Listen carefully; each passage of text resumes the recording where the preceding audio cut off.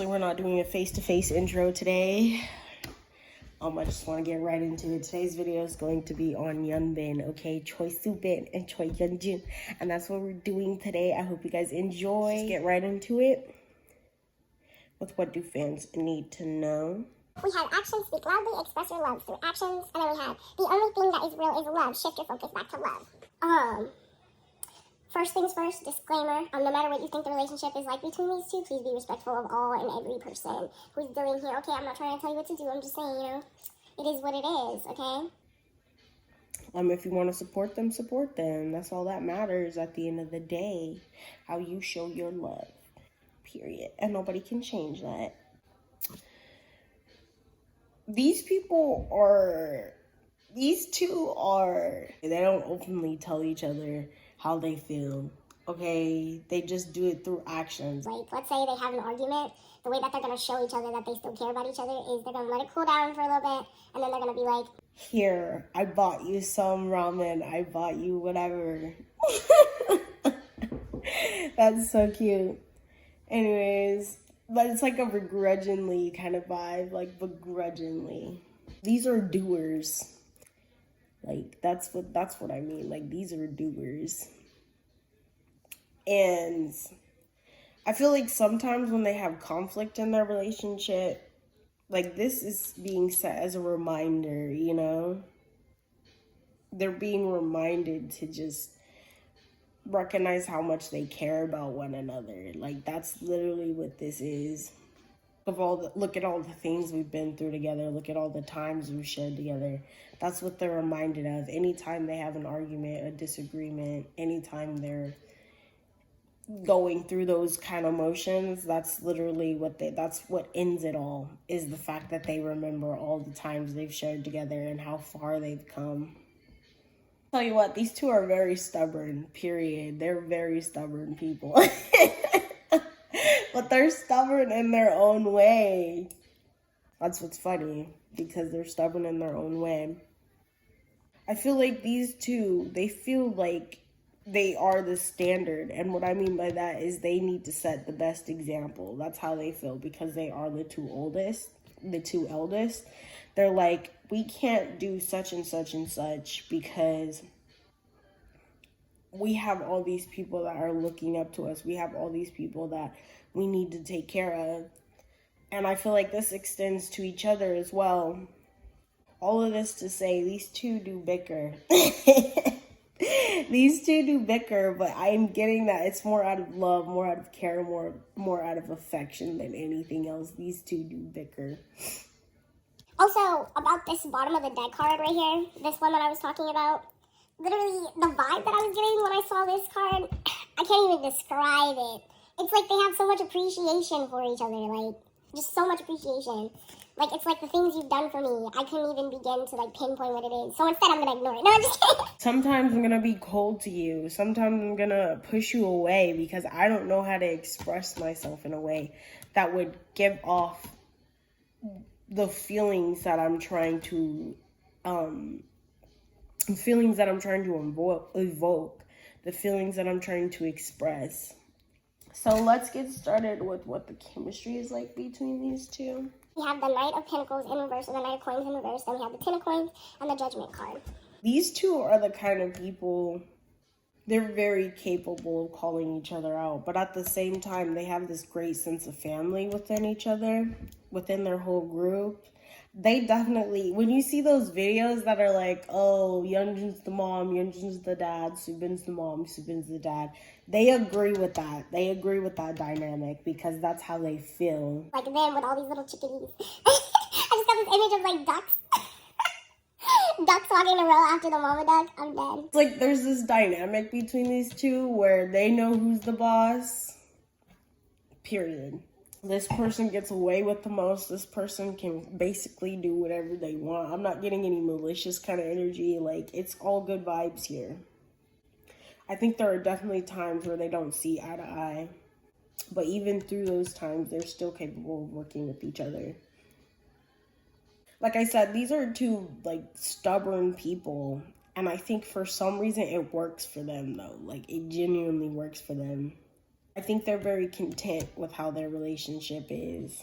In the long run, these two are very content with how their relationship is, even though they might not see eye to eye all the time. They're capable of calling each other out, just how it is, how the other one is. I feel like these two, while they don't necessarily agree with all the actions the other one does, they do honestly and genuinely in the depths of their heart appreciate them. You get what I mean? Like, they appreciate just what their dynamic is, just how the other person is. Even though they're so different, they're still the same. They can recognize that they're the same. They can see each other in them. I heard that we can withstand the test of time. No matter what the relationship is like, these two definitely see each other as someone that they would keep around, period.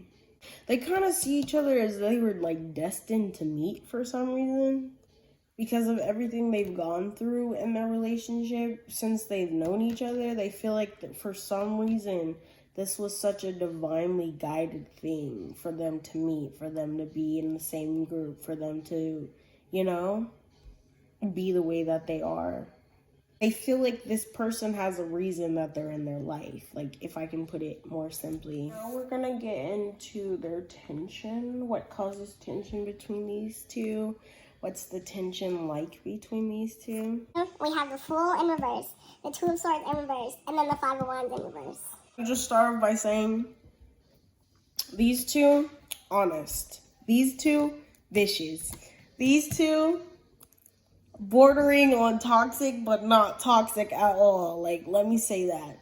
There's something that's unexplored, undiscovered here. There's more layers. The thing that they like about each other, the thing that causes tension between each other is that there's so much more to discover about the other person. It's like they're peeling this person back in layers, okay? It's like even when they feel like they figured this person out, there's one more surprise here or there or another.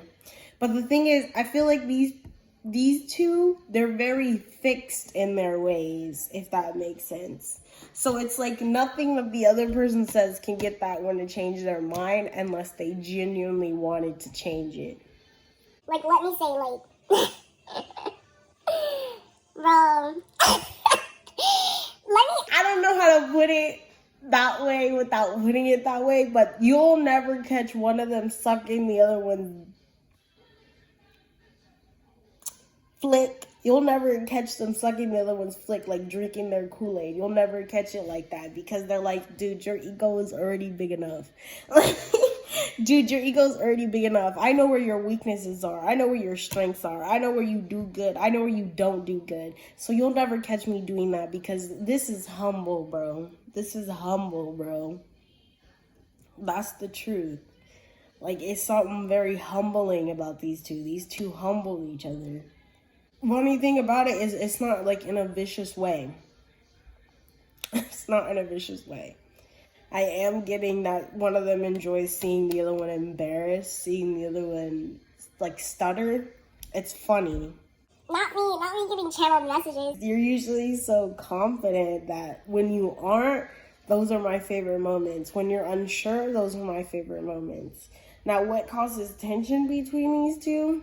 It's the fact that whatever this is, whatever is still being uncovered between these two, it's so intriguing. It's so intriguing. They love watching the other person do things. They love watching the other person's mouth move. They love watching the other person just be. And that doesn't even have to be like in a romantic, sexual way. That's just literally, that can be platonic either way.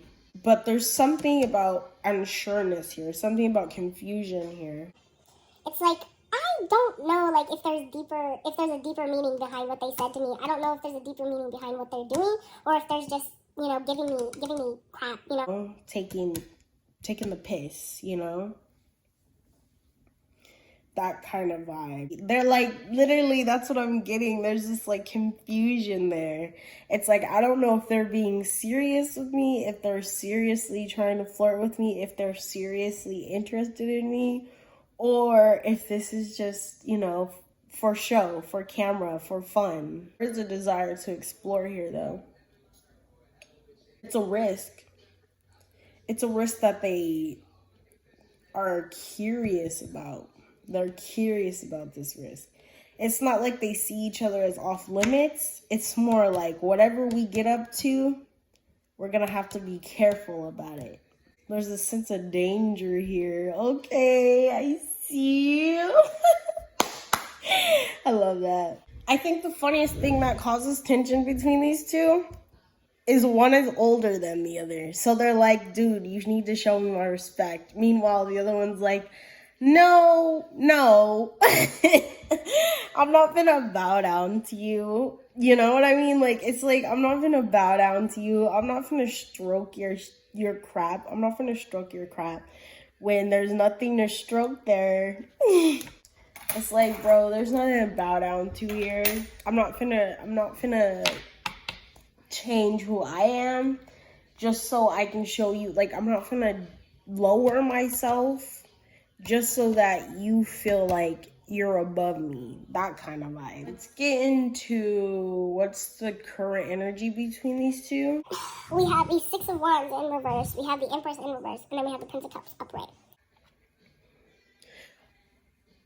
Although the other person isn't saying this, and this could go for either one, either or, they can tell how each other feels. I mean, like, their emotions, like, literally, if... Like, let's say, for instance, someone's tired, but they're not saying they're tired. They're just kind of putting on the show of not being tired. The other one can tell. The other one can truly tell. And it, like, kind of fascinates them by just how much the person keeps moving forward, even though they're tired. Despite being tired, they're still moving forward.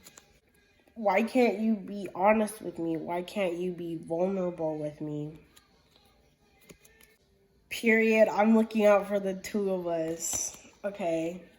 There's something about how these two handle each other here that's literally like, despite everything, I'm gonna still look out for you, you know, because I feel like you also have my back. You have my back, so I'll have your back. But you need to let me know. You need to be open with me about just what you need. Because I'm not a mind reader. I'm not a mind reader. And I feel like despite how tired they feel, despite everything that they feel, they just continue to move forward. They still get what they need to do done, even though there's a bunch of R&R that is needed here. And they can tell that one person needs R&R. They're not resting when they should be. And if they were resting, then they would be at their tip-top tip-top self, period. And it kind of bugs the other person because they're like, bro, I can see you not resting, and then you complain about being tired, but bro, when you have the chance to do something about it, you would rather do something else. So I'm going to put my focus on something else. I'm going to switch my focus to something else. They already have a preconceived notion of how the other one feels, of what the other one's going through. They already assume what the other one's going through because they're like, well, I feel this way too, so that, like, it only makes sense that you also feel this way. And since it's like that, it's like they're already judging what the other person can handle because they know what the other person can handle already. But at the same time, you know, I feel like there's this, I want to care for you, I want to nurture for you kind of energy with this Empress card. But I don't think you would let me do that. I want to say something to you, but I don't think you would let me say it. And everything that I want to say to you is just about how much I care and how much I think that you should just rest. You should take a load off for a little bit. Like, you're always constantly moving, constantly going. And I feel like you should relax. And that's the current energy between these two. I think they both feel how they feel. And it is what it is. But I don't think they feel like the other person would be very open about their own needs. They wouldn't be very open to listening to them, listening to their advice, which they think is a shame. Like, dang, that's a shame, because what I need to say to you, I feel like it'll be very helpful, but I don't know if you'll listen to me. Which, by the way, never give advice to someone and expect them to take it, okay? If somebody takes your advice, it's because that they want to, okay? That just kind of leaves yourself open to disappointment if you expect someone to take your advice. I mean, it's different if someone asks you for it and they don't take it. I can see how you could be butthurt about it, but, like, at the same time, you know, people are people, and you can't control anybody but yourself. So just feel good the fact that you gave them advice, whether they take it or not. I feel like although they're accomplishing so much other stuff, they can see how the other one is behind the scenes. They can see how testy someone is getting because they're kind of frustrated, kind of irritated. But it's all good, you know, because they're not trying to take it out on anyone and they recognize that. I just want to be left alone. What I'm seeing here is literally, I can cater to you, I can nurture to you, but it's going to have to come at a different time. Let's get what we need to get done with, and then we can get into all of that. It's like delayed. We can have a real talk. We can talk about it. So that's it. That's all we have on YeonBin today. I hope you guys enjoyed. I hope you were happy with the reading. I'll see you in the next one. Bye.